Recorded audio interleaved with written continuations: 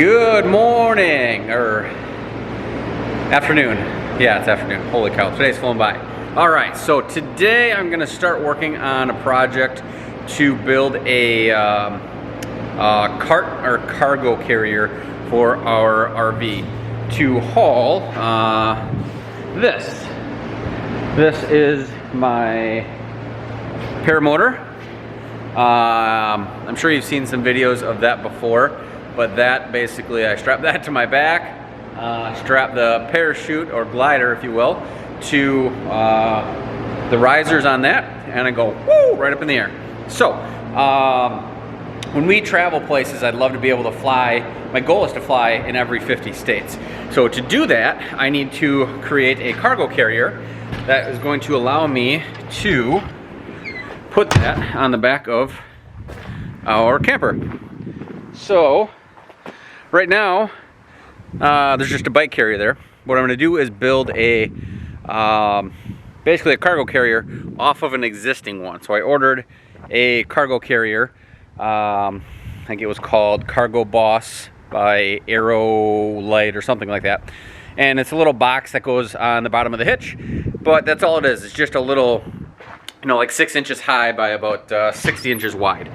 So I need to build something, a cage to go around that. So I picked up some stuff to do that because currently they don't make anything like that. Obviously it'd be much easier if I could just pop off, hop on Amazon and purchase one, but nobody makes one. So I'm gonna have to fab something up. So I'm gonna get the truck unloaded with everything that I need, and then we will get started.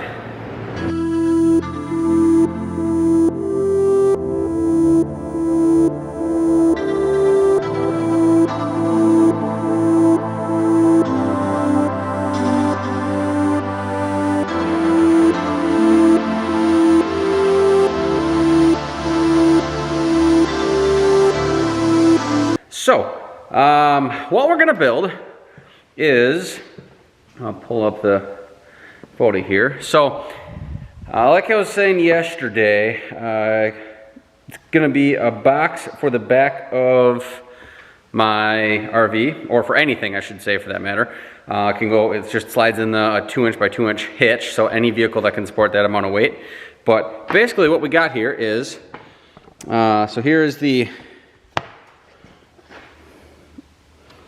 all right, so we've got the Boss Hog, I think it's called.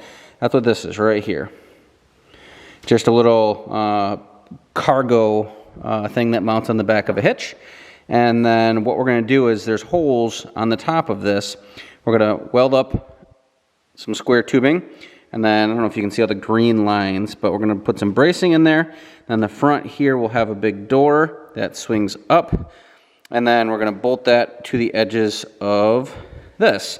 So that's kind of what it's gonna look like. Hopefully everything goes smoothly. I'm sure it won't, but that's kind of what we're gonna do. So I'm gonna start mocking some stuff up, doing a couple test welds and seeing how things go.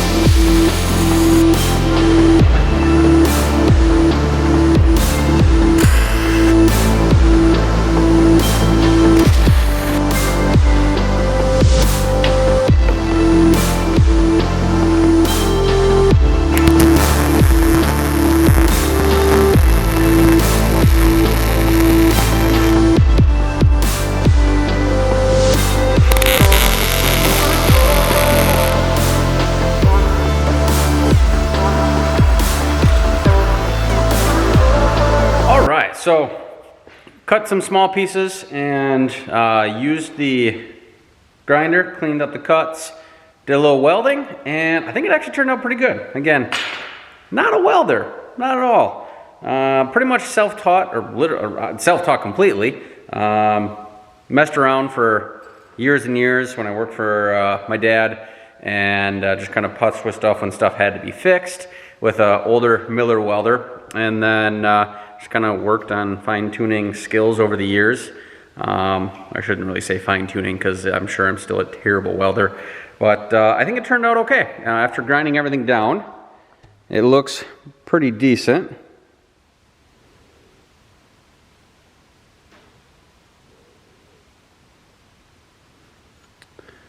Ooh, it's getting a little warm. Ooh. Okay. And it should be pretty square still. So let's set this up here.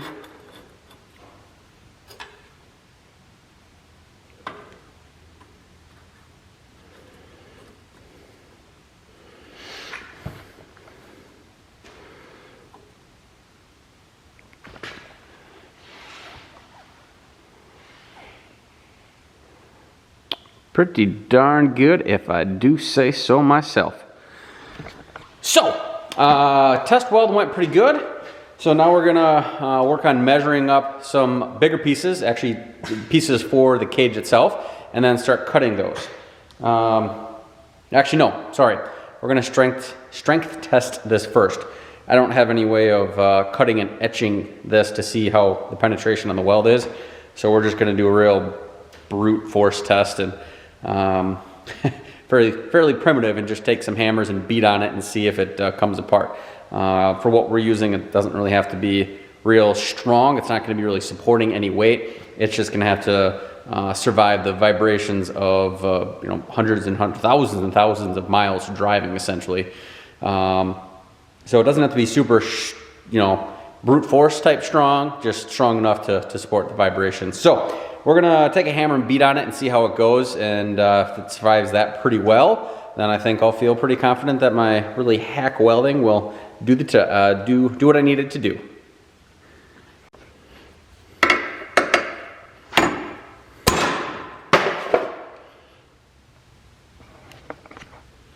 I should probably clean up my workbench. Can't really call it a workbench anymore, it's more of a storage bench.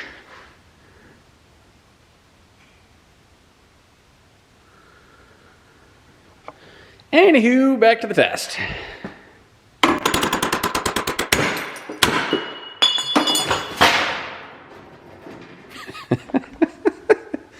I think we're doing all right so far.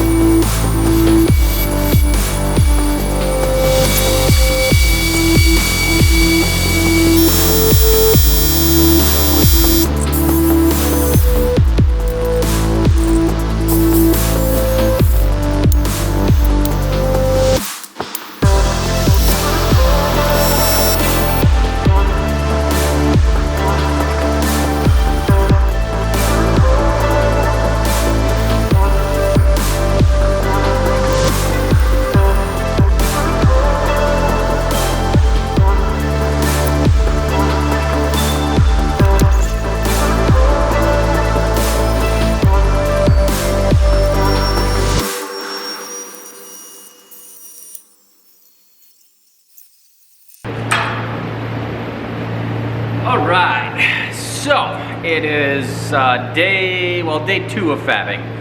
First day or first night was kind of just setting some of the stuff up. So gonna get back to fabricating some stuff. So I got the 2 end walls done. Now I need to have the beams that go between them to connect them.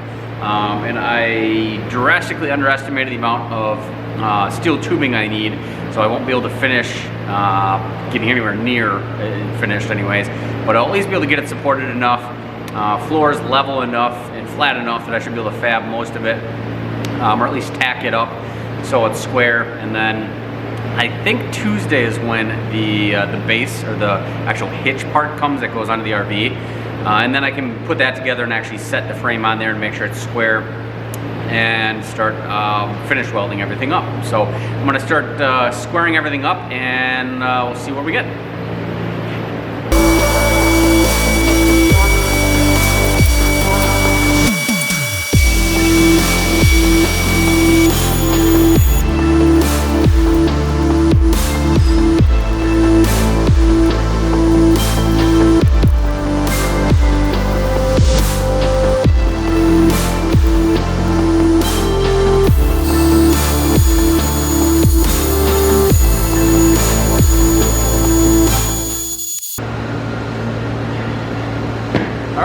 That's about all the metal I have left. So we got her kind of mocked up. You can kind of see how it's going to look now. So we've got a giant box, or rectangular cube, if you will. And then this is just going to sit right on top of the hitch carrier I have. And then I'll have to put some more framing in here to kind of sturdy things up. And then there'll be a door that folds up in front. And then there'll be sides on it to enclose it completely. So I think that's about it for now. We'll kind of wait till I get some more tubing, and then we'll continue on from there.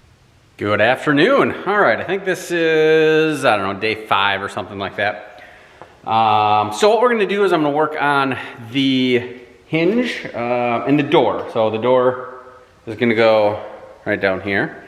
I have a hinge right here. So this is a big piano hinge. I'm gonna have to cut it down. It's like 72 inches long. But that is gonna go right across there, and that's going to allow me to hinge the door open and shut. So what I'm gonna do right now is get stuff set up for kind of squaring up the door, or cutting the lengths out, and then basically just weld it up and get it ready to hang it in place. And then once it's hung, then I can put the HDPE, the plastic, on the door, but the rest of it I'll have to wait for because I need to get the bottom part and drill the holes for that first, because once the sides are on, it's gonna be a lot harder to drill the holes. So thanks to UPS for losing the package. Actually, they lost it pretty much when they picked it up from E-Trailer in, I think, Missouri. So they had to resend one out, so it doesn't look like I'll have the bottom part until the 29th, so I think next Tuesday. So we will work on the door and get that set, and possibly, well, the top I want to put on after the sides are on, so it's a little more watertight. And then I got to come up with some way to put some like right angle corners on it to kind of seal up the seams and make it look good. So let's get started.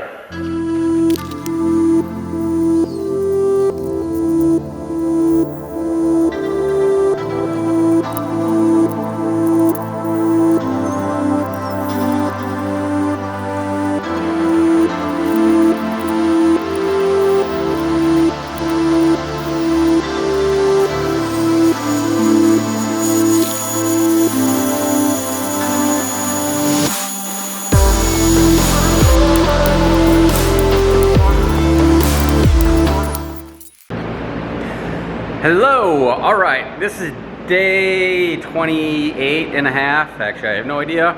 Had a lot of snowfalls in between now and the last couple videos, so gonna have to keep on trucking. Got a little sidetracked with snow because obviously we plow snow for a living, so anytime it snows that delays things, and we had a solid week or so of snow. So back at it now. Put together the frame, the bottom frame that I was waiting for.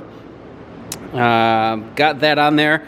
Measurements lined up pretty much exactly as I had hoped, so it fits my framing fits right onto the bottom part.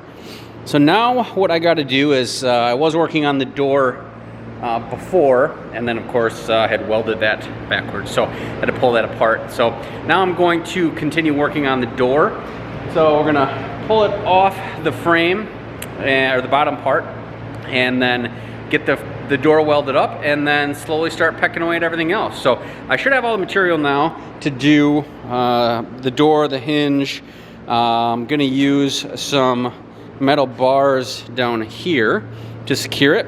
So we're gonna use a bar that goes right from here across this bar and across that bar to secure it with some knobs. We'll have some bolts here and a bolt over here, and then we'll just tighten it down, and then that should secure everything. And then what we'll do for the gas can is basically just put a eye bolt here and an eye bolt over here, and there's a bungee around there.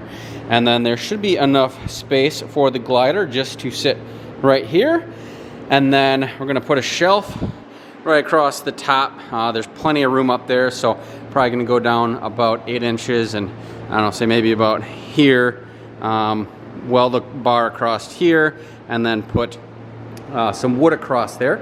Then I got a nice shelf to hold the helmet and other miscellaneous accessories that we use, so it will be hopefully a 100% contained unit basically. So I can basically back into the shop here, and I can put this right on the hitch, and then on the camper I can do the same, and then away we go. Don't even have to load everything up.